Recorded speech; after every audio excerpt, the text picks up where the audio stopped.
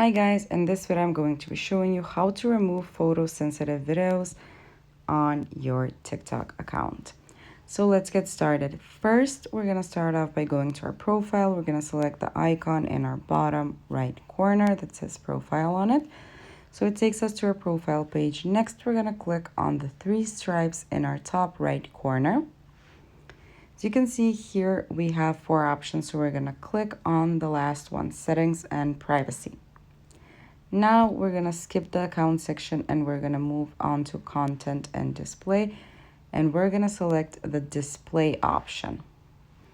As you can see here, the third section we have is photosensitive videos. So as you can see here, we have remove photosensitive videos, remove videos using effects that may trigger photosensitive seizures. Now we're just going to tap on that to turn it on. And that's how it's done. Thank you for watching. Do click the like button if this video helped you and subscribe to our channel for more helpful videos. Bye.